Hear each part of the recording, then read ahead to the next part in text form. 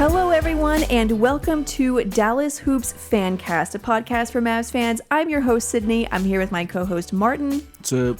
I just realized how weird it is that I call you Martin in this podcast when, like, in everyday life, I call you Marty. Do you think, should I call you Marty on the podcast? I don't think it matters. You know what? I'm not sure it's important. I shouldn't overanalyze it. Okay. Thank you so much, everyone, for listening. As usual, we really appreciate it. You can follow the show on Twitter at Dallas Hoopscast. This is important. Every time. You can follow the show on Twitter at Dallas Hoopscast. You can follow me on Twitter at _Sydney Myers. Wherever you're listening, please leave a rating and a review. First of all, it helps the channel grow, just getting that feedback, but also helps us get better to know what you like and what you don't like. So we really appreciate that. 5 stars be very much appreciated. But let's get to the show. So there's an article that I've wanted to talk about for a while now, and I think it's especially relevant now with all of the Andrew Luck news. I think it kind of brings up the same feelings about NBA free agency and player movement and player empowerment.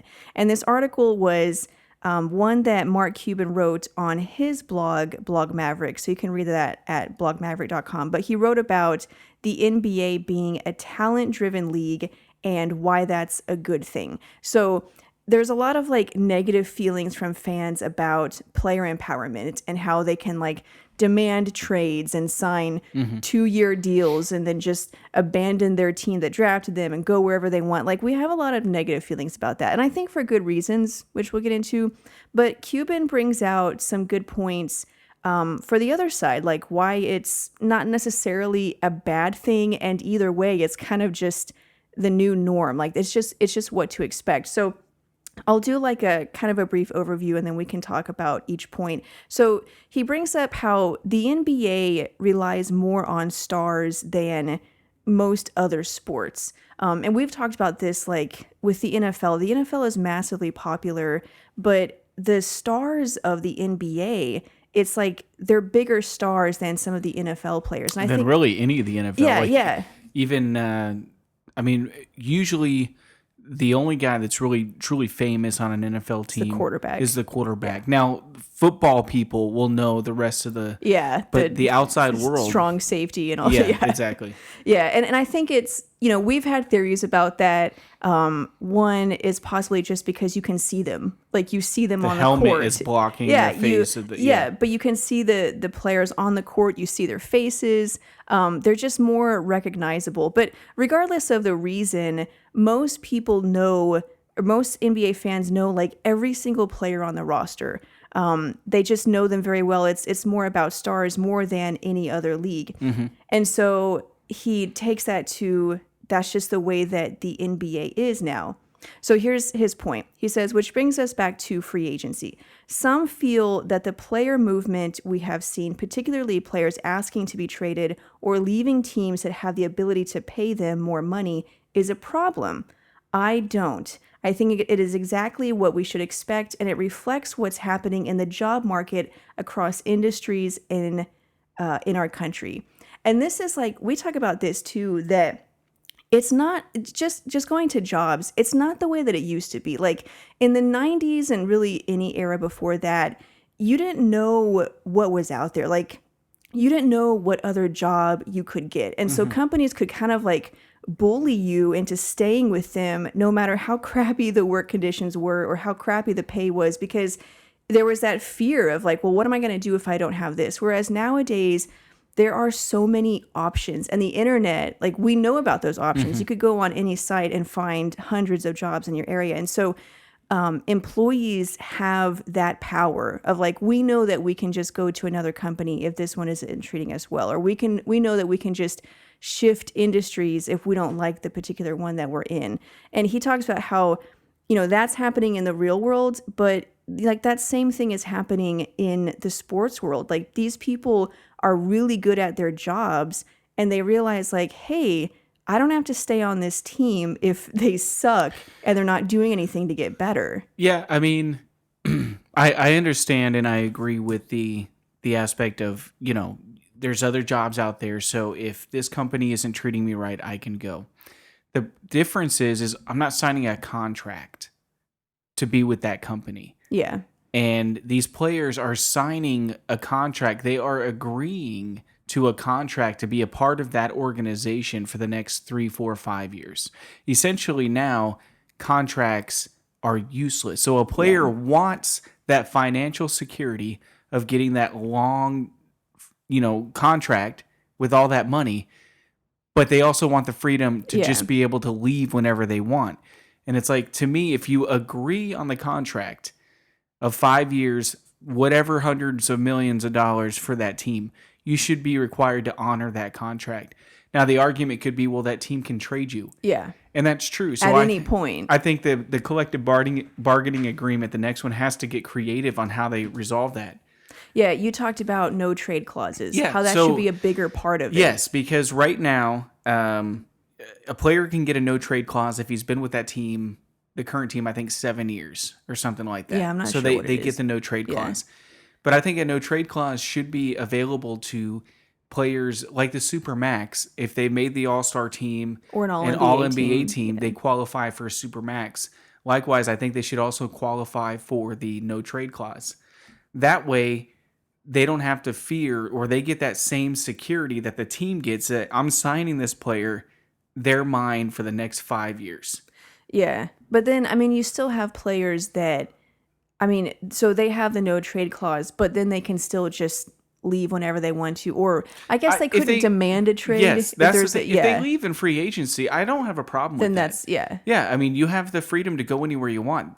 I have no problem with the player movement whatsoever. My only problem is when they're under contract and they demand trades. Yeah. That's the biggest thing I have a problem with, because you agreed to be a part of that team. So if you agreed to be a part of it, be a part of it. And, I understand it doesn't always work out.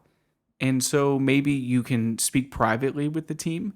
Or in free agency. Agency, just leave. Yeah, so I think, 2 parts. One, I think this is separate from the conversation about, so a free agent can go wherever he wants, but then sometimes they choose to form like super teams, like with what Durant did and LeBron going to Miami. I think that conversation is separate from this one. And this is really the foundation of that, like just accepting that players have the freedom to move. Well, then that leads to the super teams, but that's still another conversation. Like the fact is, they've almost earned the right to work wherever they want to. Yeah, and I think the super team problem is as much a problem with the teams as it is the players. Because the reason they all go to one team is because if they're on a current team that makes poor management decisions, poor decisions in general, roster decisions, they can't ever build anybody around that particular player, then they're going to want to go to a team that can. Yeah. And if you can buddy up with one of your other friends and go play somewhere else, I don't even have a problem with that. Now, it does get a point where it's too ridiculous, many. Like when Kevin Durant went to the Warriors, it's like, okay, come on. Yeah, that was like, okay. Yeah, like for crying out loud. Like LeBron already did that. Yeah, so it gets to a point where, okay, are you going to compete at all? Because they just walk through the championship. But yeah, I don't have a problem with it. I think Mark Cuban's right. It forces teams to provide a better environment and be more aggressive in their decision making to keep their players happy. Well, and that's what he said. Basically, he said the onus is on the owners to provide an environment where that player wants to play. And so we talked about this with Anthony Davis. Like, I hated the way that he handled that situation.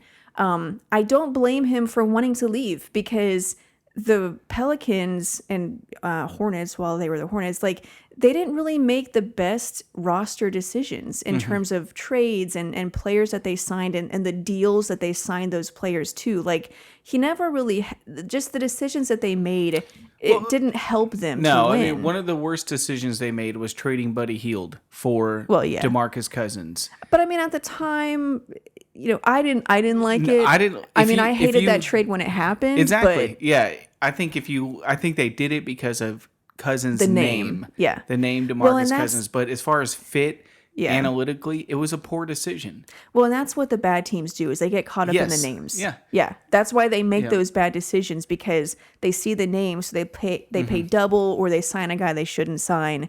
Yeah. So it's like, that's a perfect example of that team didn't do what it took to make him happy. So he has a right to leave. Or like with Andrew Luck, this is on everyone's mind right now. I mean, it goes back to the same thing is that, and not that Andrew Luck said this, but a lot of people are talking about the way that they handled their roster and the way that they drafted. They never really got him the protection that he needed as a quarterback. He got destroyed. Yeah, he was always banged up. They never built an offensive line around him. And so, like, eventually he's a person and he has the right to do what's best to make him happy. And so it's like going back to the same thing that what Cuban is saying is like, these guys are stars and they're really good at their job and they're people. Like, yeah, they have the right to go to play where they want to play. But like you said, there has to be some balance. There's got to be balance. I mean, if the contract doesn't mean anything, then we got to start calling it something else. Well, and that's like this an agreement or something like, he agrees and they got to be shorter. So that way the player, but see, the players aren't going to want shorter deals. Well, I don't know. I mean, Kawhi and Paul Kawhi signed a 2-year. The superstars. Yeah. Yeah, true. The superstars. Because they know they're going to get a max as soon as that one is up. Exactly. They're always going to be getting their money. Like even Durant got a max deal. He's not even going to play next year. I know. They're going to pay $25 million to 30, rehab. Yeah. So, I mean, the stars can do that, but the overall player union, they're not going to agree to shorter deals or anything like that. So there's just got to be something that can be done to protect both the team and the player, so that way they have some commitment. Yeah. And if I just don't understand, like if you agreed on the contract, they offered you the extension. You didn't have to sign it. And speaking specifically of Anthony Davis, he didn't have to take the extension, but he chose to. Yeah. So they should have that and then freedom, like, that peace of mind. Yeah. That peace of mind. Okay, we have 5 years to build a team around him. In year 1.5, I'm done. I want to go to the Lakers. My best friend's over there. Yeah. I mean, so like... Sorry. I mean, you're under contract. Well, and that's like what Cuban is saying. It sounds nice. And in a reasonable world, it makes sense. He's also selling his organization. True. But I mean, like, it sounds really nice, but on the other side of it, you have contracts and money and jobs, and you got coaches getting fired and GMs getting fired just because this one player isn't happy. And it's like there's got to be some balance there. Like, yes, you can go wherever you want, but that doesn't mean you got to screw all these people along the way. You also have fans, like, and I know they're gonna say, well, I'll get fans in Brooklyn when I go to Brooklyn. Well, it's like, is that how Durant sounds? It's just, when LeBron left Cleveland the first time, it's like what he did to the fan base there. Yeah. Like he was, and I understand they never built a team around him. That's debatable. Hey, they got Shaq. Yeah, that's debatable. Like I said in a couple podcasts ago, when LeBron wasn't winning, it's because his teammates weren't good enough. Yeah. When Dirk wasn't winning, it's because he couldn't get it done. And so they make those excuses for LeBron. Yeah. So when you're whatever. So my point is, you also got to think of the fan, because when a player signs with us or we get him, there's hope. And then all of a sudden, 1.5 years later, he doesn't want to be here. Well, screw you. Yeah, well, that's what worries me with like Luka is that it's scary. Yeah, well, and he's part of this younger generation where that's all he knows. Mm-hmm. I mean, aside from having the opportunity to be around Dirk, if it wasn't for Dirk, he would have no example of a guy staying with the team. Yeah, that stays with the team. I mean, even Kobe, he probably caught like the last half of his career. So, he's of the generation that. He's probably a nice guy, but also, he wants to win. And so he'll go wherever is best for that. It's up to the Mavericks. Well, that's what Cuban is saying. Yeah, it's up to them. And you know what? They proved that with the trade for Porzingis. Yeah. They proved to him that they're going to be willing to do whatever is necessary. And I think that a lot of things are in the Mavs' favor. They are in the fifth largest market. So he's in a big market. But I don't consider Dallas as a, attractive market. Well, I mean, I don't know, it's not a coastal town, but as far as publicity and stuff like that, you're still going to get. I guess. You do. I mean, it is the fifth largest viewing market in the NBA. So that's true. He's going to get that exposure. It's in their best interest too. Yeah. Okay. And they got Porzingis. Now it's their responsibility to make sure. It's not like Cleveland. Nobody wants to go to Cleveland to play, even if LeBron's there. You know, that's how unattractive Cleveland is. But Dallas might be a little different. I don't know. Yeah. Well, I do think the Porzingis trade, and that was that's kind of a risk because of the injury. Mm-hmm. You don't know what he's going to be like or if he'll stay healthy. They also traded Dennis Smith Jr., who was the 8th or 9th overall pick. Yeah. They traded the great Wesley Matthews. I mean, that was a huge haul for the Knicks. I'm sorry, I'm not supposed to say his name. I forgot about that. But yeah, I mean, they did a lot to keep Luka happy because I don't think that dynamic with him and Smith was working. Like, I think they liked each other, but I don't even think they truly did. I think they said it and stuff, but on the court together. Yes, but that's the way it was going on the court, that there's no way that doesn't bleed into their personal relationships. Random thought. Did you see that picture of Delonte West? Speaking of relationships on the court. Did you see? Oh, okay. Somebody found Delonte West. Obviously, he's out of the NBA. He looked really bad. I feel bad for him. Well, he had a lot of. He has emotional problems, and I don't know all the details, but I know that he's dealing with that. And just seeing the picture made me like really sad because I don't know him. I mean, I have no basis for this, but he seemed like a nice guy. Is it this one with a cup in his hand? No, it's another one. He's sitting down.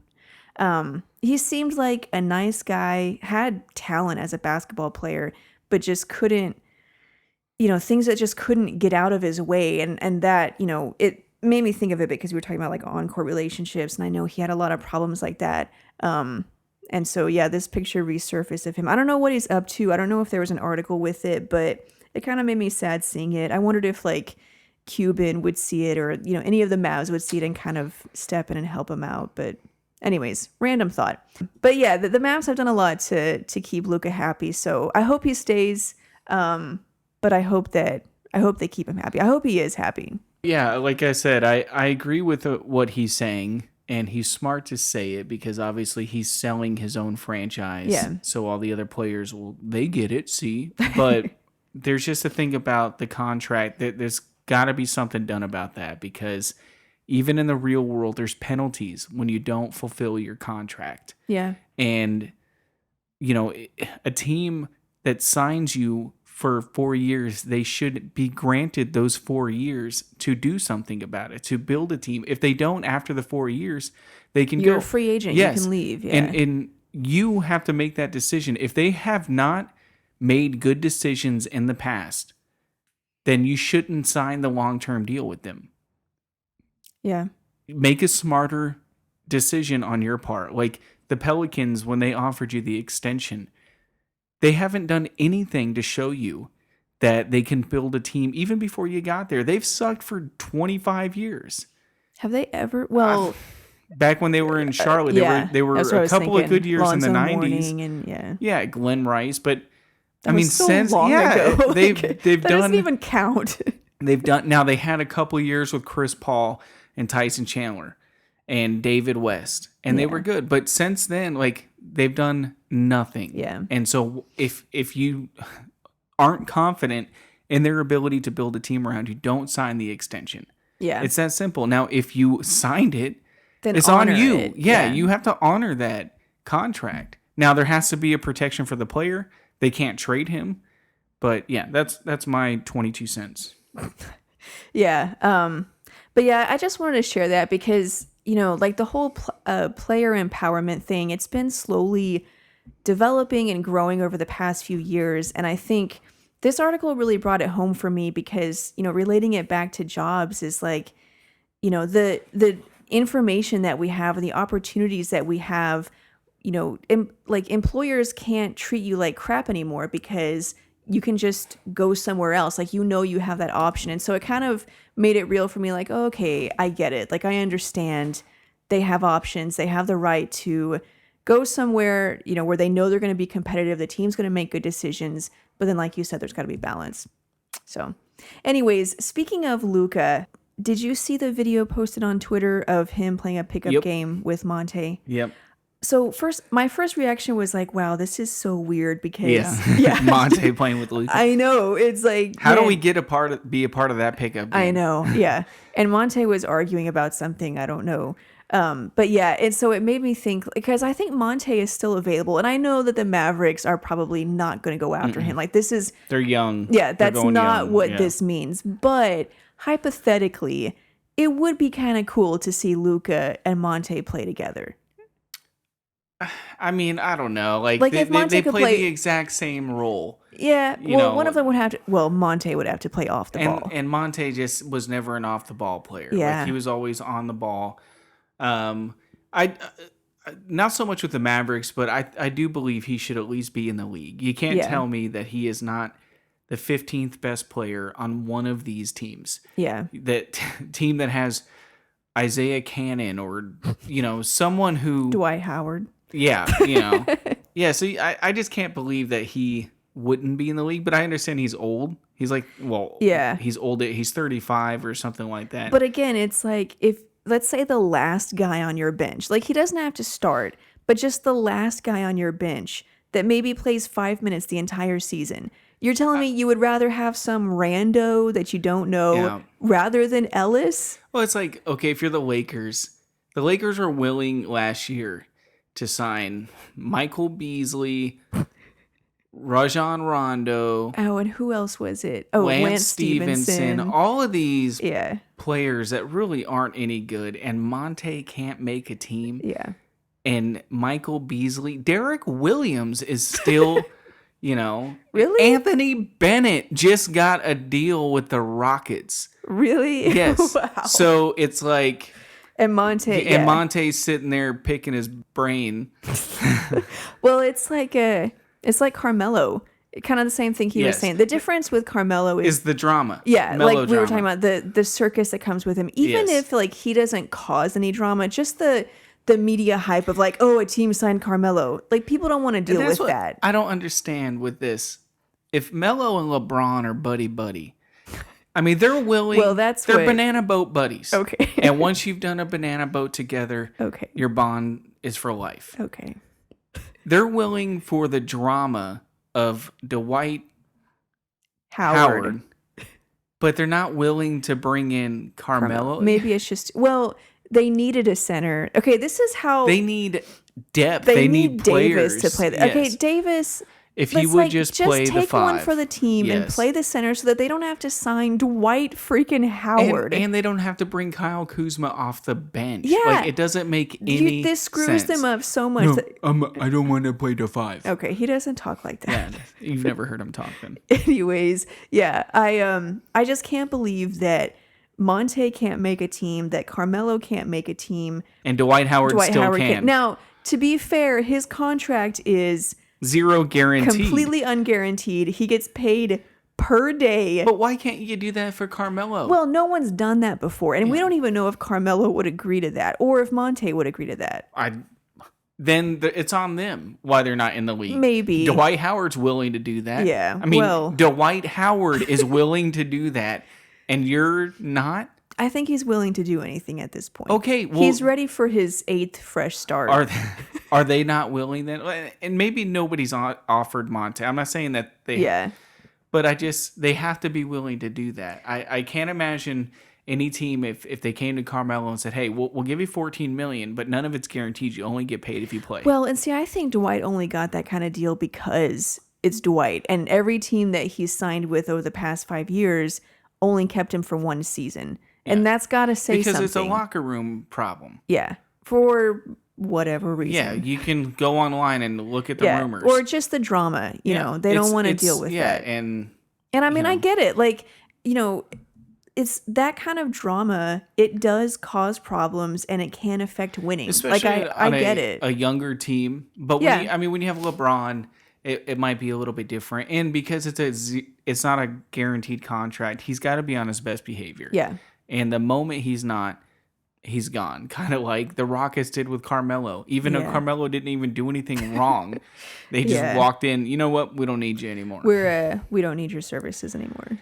But yeah, it's just like I can't believe the Lakers are willing to do that. And you're telling me they don't need Carmelo? Like, even if you don't need a forward, they could use Carmelo and Monte. I mean, if we're being honest, they need players. Yeah. And let's say now let's say you brought in Carmelo and then your bench is Carmelo and Kuzma.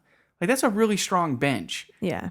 So whatever. And Monte. Yeah. And Monte, yeah. Like, I mean, I know. I don't know if Monte can even play in the league anymore. Yeah. He's 35. You think he's too slow? He might be. I mean, his whole, or a big part of his game was the fact that he was faster than everybody else. And he was just quicker and more athletic. He might not be that anymore. Yeah. But Carmelo, I think, can still play. Because he was never really. No, his game was never predicated on he's like Paul blowing Pierce, past somebody. Yeah. So it was kind of cool to see him. I miss Monte. He's been one of my favorite players over the past 10 years, I guess. I mean, aside from Dirk and Luka, Monte's probably my favorite. But anyways, Star Wars trailer. Do you want to talk about that? No.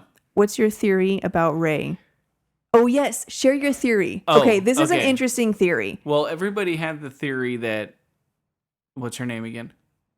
Rey Skywalker. Rey... Well, we don't know if she's officially a Skywalker. Well, somebody's a Skywalker. And just to clarify this for everybody listening, we're not diehard Star Wars people. Oh, yeah. I don't know. Yeah. We can't tell you the genealogical lines of each one of the characters. I do have a question. You know what? This is a good place. If anybody is a Star Wars... knowledge base. My question is, so is the Force passed on, like, is that genetic? Because if so, then that would mean Rey has to be related to, like, some sort of Force person, right? Okay. So my theory is, like, well, anyway, so if anybody knows, then you can tweet us on Twitter, we're on Instagram, Facebook, and every other platform. Okay. So everybody's theory is that she goes to the dark side. Yeah. My theory is she does go to the dark side. Just the dark side. The dark side.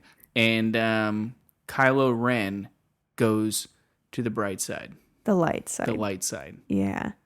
See, I don't know. Because he is a Skywalker. True. He's got the Skywalker blood flowing through his veins. Okay. And... it's just a theory because I had nothing else to think about. Well, and today. Your point was it's the rise of Skywalker. So somebody's got to be rising to power. And Kylo Ren already has power. I don't know. I know the last one sucked. The one before that was good. Let's hope that J.J. Abrams is able to bring it back to life. Yeah, I am. So I'm with everyone else where I think that the dark side Rey thing is just like a vision or whatever, kind of like Luke going into the cave. That's my theory. But the one about her going to the dark side and then Kylo Ren going to the light side, I think that's an interesting theory. Yep. Anyways, I think that's pretty much all we have. Aren't you going to do your 20-minute conclusion? And just remember, guys, we're on Twitter, we're on Facebook, we're on Instagram, we're on MySpace. We're not on MySpace. We're on the newspaper. We're on the web. That reminds me, though, I forgot to mention YouTube earlier. Comment when you can. Leave us a good review. Follow us at Dallas Hoops Cast on Twitter. No, at Dallas Hoops Cast. At Dallas Hoops Cast on Twitter. On Twitter. This episode will be on YouTube. Just search Dallas Hoops Fancast. Yeah. You can leave a comment. And don't forget to follow us on Twitter. We're on Twitter. We're on Facebook. Leave a rating on MySpace. And a review. We're on the net. This is just this is like a typical podcast outro. Oh, wait. Don't forget to follow us on Twitter, on YouTube, and comment. Star us, send us to all your friends, hide your kid, hide your wife. I gotta go. Okay, but thank you so much, guys, for listening. We'll see you guys in the next episode. Bye.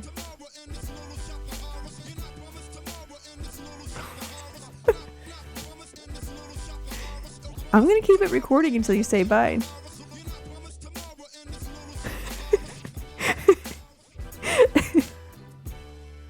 Huh? Are you gonna say bye? Remember, you can follow us on Twitter, on Facebook. Wow.